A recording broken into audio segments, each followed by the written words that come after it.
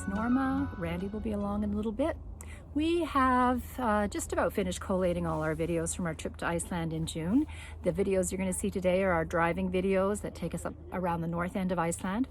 And one of the topics of conversation today is whether or not Iceland is a good destination for seniors. Seniors have different concerns and different worries about traveling than young people do. And I thought I'd just look at a few different aspects of traveling and how that affects you when you were a senior. One of the things we worry about as we get older is our fitness level, our mobility. And Iceland is an adventure destination. There's lots of outdoor sights to see. There's waterfalls, there's cliffs, there's all sorts of things to look at that are outside. And when you're a senior, you start to think about, okay, what are the paths like? Are they going to be level enough? Are there going to be great big stairs? How far do you have to go? All those questions come into play. We found Iceland quite manageable. A lot of the sites have parking lots right near them. You don't have to walk for kilometers to get to them. Paths are usually pretty well groomed, and I think if you can manage a couple of flights of stairs and some uneven ground, then you'll be fine. We saw everything that we wanted to see, and it was at our own pace. Here's an example of one of the boardwalks that was built so it was easy to walk to and have a viewing area. This is the view from Hallgrímskirkja in Reykjavik. They have an elevator to get you to the 7th floor to the viewing platform. Here we are in a parking lot looking down over Vik. And here's another parking lot shot just of a glacier. There's a young man who'd walked for miles. And we just got the shot from the parking lot. I just wanted to show you some examples of the paths that they had in Iceland for us to walk on. Here's the one at the Aspergi Cliffs. Here we are in Grundarfjörður. You can see that the road is right there. The parking lot was quite close. Here's the path at Gullfoss. There's also an overlook there that you don't even have to walk down that path. Here's some paths at another waterfall that we walked up to. And again, you can walk as far as you want. The path at Seljalandsfoss started out easy enough. It was a short path from the parking lot. It was paved, and then it got a bit trickier. Here's proof that the old gal has bad knees and has a really hard time going down. Walking poles, I keep going on about it, should have got them. Now, we could have gone back the way we came, but we carried on. It was uphill, so I don't find that too bad, and I do like a challenge. We don't have to drive at night when you go to Iceland in the summer, but you do have to drive in some of this awful weather sometimes. One of the things that's tied in with your fitness level is your energy level. We found we had to be pretty realistic about the number of things that we could see in a day, the number of kilometers that we could drive in a day, and we also had to watch out for the check-in times for getting into the hotels, because sometimes we had to nap in the car. We were in Iceland for 3 weeks, and we did the ring road, but we felt rushed in that time. We would have really appreciated being able to stay in more locations for longer. We did stay in some places for 2 nights, and that I highly recommend. Still a one-lane bridge, even though it's fancy. It's okay.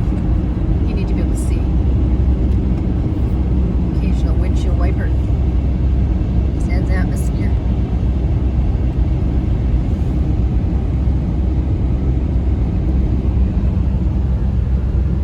Of course, you don't have to worry about energy levels or fitness levels when you're doing a lot of your sightseeing from the seat of your car. We didn't have to struggle quite like this fellow was. We saw a number of people cycling around Iceland, and I'm afraid those days are behind me, and I certainly appreciated the warm, comfortable, cozy car that we were in when we were doing all this traveling. Right in the snow line here. Oh my gosh. We're getting the winter experience and the summer experience in Iceland in one trip. Sorry about the windshield wipers, but Randy does need to see as he's driving. I don't know what's wrong with the man.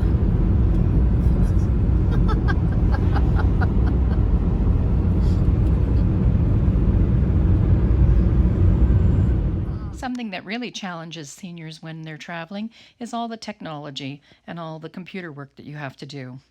Starting with booking things online, printing up the confirmation slips and the QR codes that you need to take with you for some of the things that you've booked, heading into the airport and doing the self-check-in kiosk, having to deal with Arrive Canada apps, getting back into Canada, you have to have that.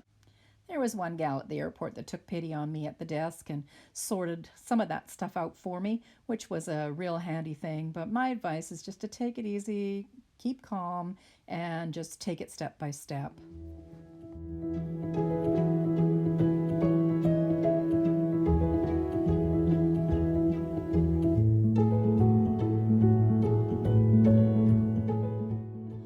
You can't rely on finding a public Wi-Fi spot in Iceland. You are in the middle of nowhere a lot of the time. So we rented a modem, and that was invaluable to us. You needed it. We needed it for the maps to find our guest houses at night. We needed it to check our email on the go because we were getting codes for the guest houses to get our key because they're contactless and you'd got your code the day before. We used it to pay for parking. There was a number of parking spots where you had to pay on your phone, so it was something that you needed to have. And every parking lot was different. There was different machines that we had to do. Sometimes you paid on your way in, sometimes you paid on your way out, but they were all kiosks and machines that you had to figure out. The other thing you have to figure out is the gas pumps, and it's just taking it step by step. Everything is in English. It's easy to figure out. Just stay calm and read all the instructions. And there's always the other tourists as well. We're all trying to figure out all these things together. Sometimes a helpful young person will come along and figure it out for you. That's one thing we've gotten used to as seniors, is stopping and asking for help. And one thing about Iceland that is really helpful is that just about everybody speaks fluent English. One of the things that we didn't use in Iceland was cash. We had no money on us. I think we saw the money once when a lady ahead of us was paying. But you just need your credit card, you need your PIN number, they've got tap as well. So that's one thing you don't have to worry about. That beach is a stunning black sand beach.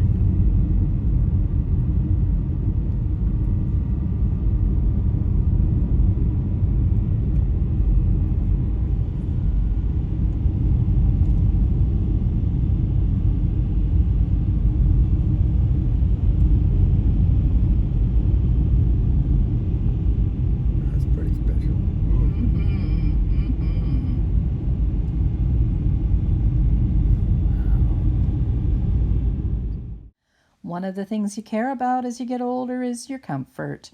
You need your good night's sleep. So it does cost a little bit more to do this trip, booking hotels and booking guest houses, than it would be if we were renting a van, for example, but it was well worth it. And all of the places we stayed were wonderful. They were clean, they were comfortable, the beds were comfortable, and we ended up with a good night's sleep, which is what you need, especially when you're dealing with this kind of situation sometimes during the day. This was our drive going into Seyðisfjörður, going up over the mountain, and it was scary. And you want to be fresh when you're driving these kinds of roads. One thing that I need to mention is that there are seniors discounts in Iceland for seniors, and the age of a senior in Iceland is 67. So keep that in mind. So all in all, we found Iceland to be a very senior-friendly destination. It was tiring. Pace yourselves. Take it easy as best you can. Try to book your hotels for a couple of nights in each stop. And of course, there were some challenges, but I was very impressed with the tourist facilities and the upgrades that they're making to the tourist infrastructure to make seeing all the sites easy for everyone. There are also lots of other things to see other than just the outdoor activities. There are a lot of museums, and don't forget those lovely nature baths that'll take the aches and pains away at the end of a long and busy day as a tourist. So my recommendation is, if you're a senior, you can do Iceland. And as I always say, I think if we can do it, you can do it too. Have a nice day.